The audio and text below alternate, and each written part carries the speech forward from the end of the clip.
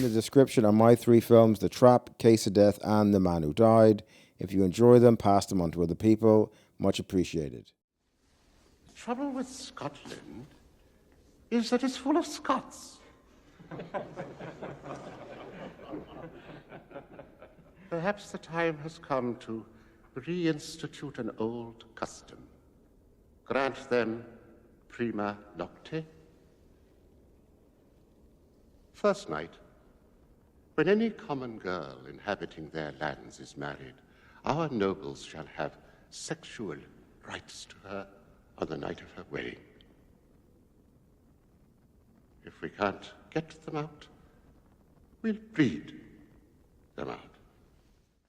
In the film Braveheart, King Edward I of England, nicknamed Longshanks, is depicted as instituting a fictional practice known as prima nocte, or the right of the first night, which allegedly allowed English nobles to have sexual relations with Scottish peasant women on their wedding night. This act is portrayed as a deliberate strategy to breed the Scots out of their land, symbolizing English oppression and cultural erasure. This scene is a pivotal moment in the movie, sparking William Wallace's rebellion against English rule. The film's portrayal of Edward Longshanks invoking prima nocte is thus a dramatic invention used to heighten the moral stakes of the conflict and symbolize the brutality of English rule rather than a reflection of historical fact. While nobles undoubtedly committed acts of sexual violence against peasants, such acts were not legally sanctioned or institutionalized under a formal rite like prima nocte. However, historical scholarship overwhelmingly rejects the existence of prima nocte as a real, legal, or customary practice in medieval England or Scotland. Medieval historian Albrecht Classen notes that virtually no credible sources support the claim, and the idea is widely regarded as a myth. The concept is considered implausible because it would have been socially and politically untenable. Peasants vastly outnumbered nobles, and such a law would have provoked immediate and widespread revolt. Furthermore, the practice would have violated church law, which took the sanctity of marriage seriously, and any king attempting to enforce it would likely have faced excommunication. So that's an interesting story. So prima nocte is probably more than likely a fable, just a made-up story to make King Edward Longshanks more vicious than he actually was. We don't really know what goes on in history because history is hidden from us, and it's incorrect history. We're trusting too much. We trust that the powers to be are going to tell us the truth about history, and it's not necessarily going to be that way. So when you think of the film Braveheart, it does hinge very, very much the rebellion and, how bad Longshanks was, the Hammer of the Scots he was called by a lot of people apparently. So the prima nocte story running through the film is why pretty much the Queen of France, Longshanks' son's wife in the film, why she turned against him as well. So in the film, so if you take that part out, if you take prima nocte out of Braveheart, it makes it very, very different. It makes the film very, very different. So when you're watching a movie, unless you look into things even a tiny bit, and even then we don't know if it's completely true because they change, manipulate, twist history as they see fit because they know that we're not going to do any investigation into anything. We just accept what we see on the TV news, right? Which is the same as a fucking movie, by the way. Anyway, so so very, very interesting. And what's more interesting about it as well is that what I found here is really interesting. This part here, right?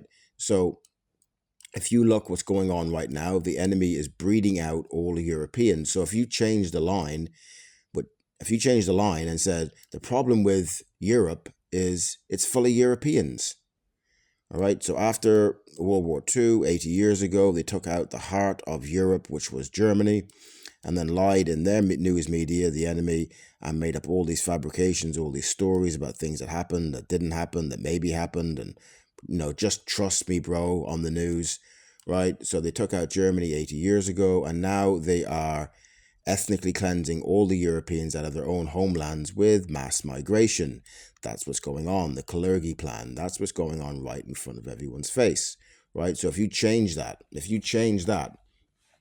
they're breeding out all the Europeans. That's what's happening. And Europeans are now 7% of their global minority, 7%. About 100 years ago, they were 30%. Right now, they've opened all the borders about 10 years ago, 15 years ago, something like that. So now it's even going to go quicker. So let me make this very clear, all right, to you tards out there, because there is a way to fight back. Every man in the street can know and find out the information on what the enemy is doing. They can do that instead of living under a fucking pillow. They can do that.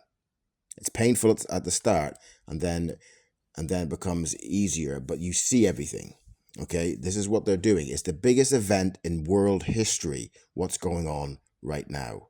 And you're still watching Hollywood movies for the so-called truth about what's going on. Who controls Hollywood? It's their press. It's what they want you to believe, not necessarily what's true. All right, so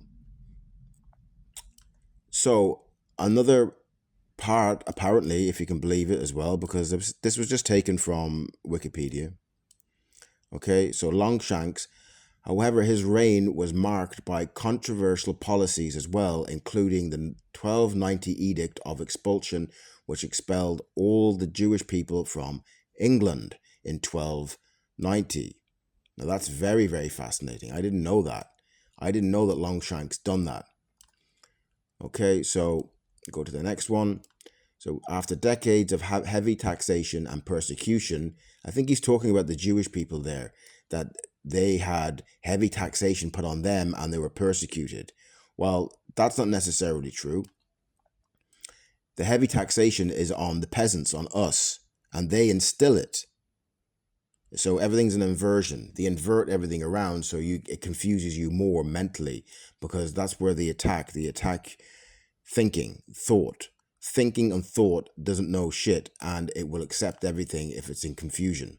All right, and they attack our emotions as well through feeling empathy, wrong empathy towards the enemy. Right, so after decades of heavy taxation and persecution, including arrest and execution of Jewish leaders in 1279, the king seized all Jewish debts and property, which were then transferred to the crown. So Longshanks, according to this, yet again we have the same nonsense, that nothing is told to us about what they done or what happened. Why were they executed, some of these people? Why were they thrown out of England in 1290 or whatever? It doesn't tell you why. You know, so if people are criminals, yeah, sometimes they get executed. If they're criminals, they get thrown out. They go put in the prison or put somewhere else. But if it's the chosen victims, right? All you got to say is, "Oh, you're anti-domestic if you can't accuse the special victims of any kind of crimes, and we can't punish them because it's just a pogrom. It's just, you're anti-domestic." Because they're not allowed. They're chosen. They can't commit crimes. If you catch them doing a crime, you can't do anything to them, because that's anti-domestic. Okay, so everyone can do something. Okay, everyone can do something and should do something. You can know, and then talk to other people when you're out and about. You talk, you bring it up. It's the biggest crime. It's the biggest event in human history. They're breeding out Europeans from their own homeland with mass migration. It's a fact. You can look around. You can see it yourself with your own eyes. You don't even need to hear anyone say it.